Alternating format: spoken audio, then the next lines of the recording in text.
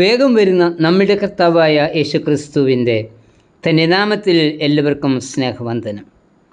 ആഴ്ചയിൽ 2 വട്ടം ഉപവസിച്ചും ദീർഘമായി പ്രാർത്ഥിച്ചും തെരുക്കോണുകളിൽ നിന്ന് പ്രാർത്ഥിച്ചും ഭക്തി പ്രകടിപ്പിച്ചിരുന്ന പരീശന്മാരുടെയും മഹാപുരോഹിതന്മാരുടെയും മൂപ്പന്മാരുടെയും ഭക്തിയുടെ പൊള്ളത്തരത്തെ ചൂണ്ടിക്കാണിച്ചുകൊണ്ട് കർത്താവ് പറഞ്ഞ ഒരു ഉപമയാണ് മത്തായി 21:28 മുതൽ 32 വരെയുള്ള വാക്യങ്ങൾ.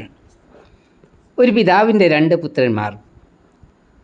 ഒരു ദിവസം പിതാവ് മൂത്ത മകനോട് തൻ്റെ മുന്തിരിത്തോട്ടത്തിൽ ചെന്ന് വേല ചെയ്യുവാനായി ആവശ്യപ്പെട്ടു. മൂത്ത മകൻ മറുപടി പറഞ്ഞത് എനിക്ക് മനസ്സില്ല എന്നായിരുന്നു. മുന്തിരിത്തോട്ടത്തിലെ വേല കഠിനമായതുകൊണ്ടായിരിക്കാം അവൻ അങ്ങനെ പറഞ്ഞത്. എന്നാൽ പിതാവിനോട് മറുത്തു പറഞ്ഞത് തെറ്റാണ് എന്ന് മനസ്സിലാക്കിയ മൂത്ത മകൻ അനുദപിച്ച് പിതാവിനെ അനുസരിച്ച് മുന്തിരിത്തോട്ടത്തിലേക്ക് പോയി. മൂത്ത മകൻ്റെ നിസ്സഹകരണത്തിൽ വേദനിച്ചിട്ടായിരിക്കാം പിതാവ് ഇളയ മകനോട് മുന്തിരിത്തോട്ടത്തിൽ പോയി വേല ചെയ്യുക എന്ന് പറഞ്ഞത്. പിതാവ് പറഞ്ഞ ഉടൻ തന്നെ ഇളയ മകൻ പറഞ്ഞു പോകാം എന്ന്. എങ്കിലും അവൻ മുന്തിരിത്തോട്ടത്തിലേക്ക് പോയില്ല. പോകില്ല എന്ന് പറഞ്ഞ മകൻ പോകാൻ തയ്യാറായി. പോകാം എന്ന് പറഞ്ഞ മകൻ പോയില്ല. ഉപമ പറഞ്ഞതിന് ശേഷം കർത്താവ് ഒരു ചോദ്യം കൂടി ചോദിക്കുന്നു. ഈ 2 പേരിൽ ആരാണ് പിതാവിൻ്റെ ഇഷ്ടം ചെയ്തത്? മത്തായി 21:31. വാക്കുകളിൽ കൂടിയും ബാഹ്യപ്രകടനങ്ങളിൽ കൂടിയുമല്ല, പിന്നെയോ പ്രവൃത്തിയിൽ കൂടി അനുസരണം കാണിക്കുന്നവർ ആയിരിക്കണം എല്ലാവരും. അവർക്കാണ് ദൈവരാജ്യ അനുഭവം എന്ന കർത്താവ് ഇവിടെ പറയുന്നത്. മത്തായി സുവിശേഷത്തിൽ മാത്രം രേഖപ്പെടുത്തിയിട്ടുള്ള ഈ ഉപമയിൽ പിതാവ് ദൈവമാണ്. അനുസരണം നടിക്കുകയും എന്നാൽ കൽപ്പന അനുസരിക്കാതിരിക്കുകയും ചെയ്ത മകൻ അന്നത്തെ മത മേധാവികളെയും ഭക്തിവേഷം അണിഞ്ഞവരെയും സൂചിപ്പിക്കുന്നു.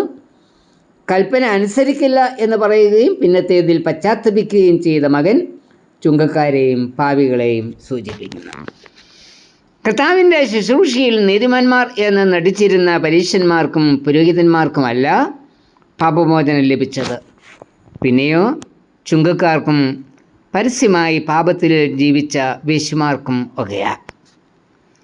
അവർ ദൈവരാജ്യ അനുഭവത്തിൽ പങ്കുകാരാകുകയും ചെയ്തു. യെരിഹോവിലെ ചുങ്കക്കാരിൽ പ്രമാണിയായ സക്കായി സന്തോഷത്തോടെ യേശുവിനെ തൻ്റെ ഭവനത്തിൽ കൈക്കൊണ്ടു. അവൻ ഭവനത്തിൽ യേശു പ്രവേശിച്ചു.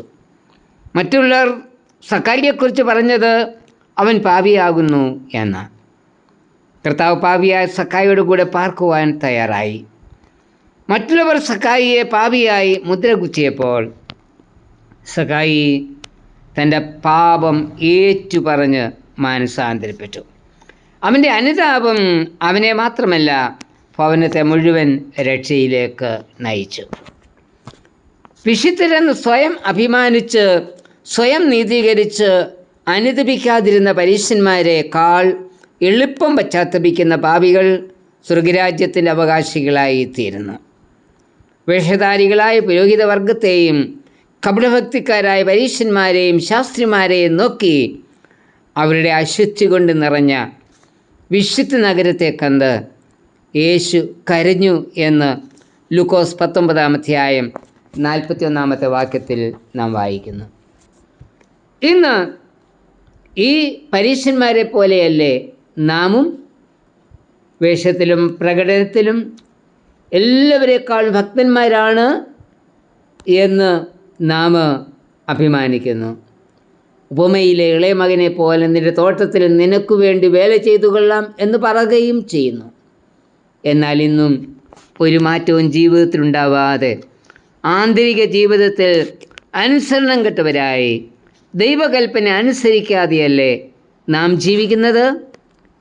നമ്മുടെ ജീവിതങ്ങളെ പരിശോധിക്കുന്ന പ്രഭാതമായിരിക്കട്ടെ ഈ സമയം. പിതാവിനെ തൃപ്തിപ്പെടുത്തുന്നതിനു വേണ്ടി തോട്ടത്തിൽ പോയി വേല ചെയ്യാം എന്ന് പറയുകയും പോകാതിരിക്കുകയും ചെയ്യുന്ന പുത്രനെ പോലെയാണോ നാം? വിധേയത്വം കാണിക്കുന്നവരിൽ പെട്ടെന്ന് മാനസാന്തരം ഉണ്ടാകില്ല. പോയി വേല ചെയ്യുവാൻ എനിക്ക് മനസ്സില്ല എന്ന് പറഞ്ഞു എങ്കിലും പിന്നെ അനുദപിച്ച പിതാവിനോട് എതിർത്തു പറഞ്ഞ പുത്രൻ അനുദപിച്ചതുപോലെ അനുദപിപ്പാൻ നാമും തയ്യാറാകണം. ക്രൂശ് ഇന്ന് നമ്മോട് ചോദിക്കുന്ന ചോദ്യം ഇത് തന്നെയാണ്. ബാഹ്യപ്രകടനം കാണിച്ച് മറ്റുള്ളവരെ പ്രകടനത്തിൽ കൂടി തൃപ്തിപ്പെടുത്തുന്ന ചതിക്കുന്ന ജീവിതമാണോ നാം നയിക്കുന്നത്?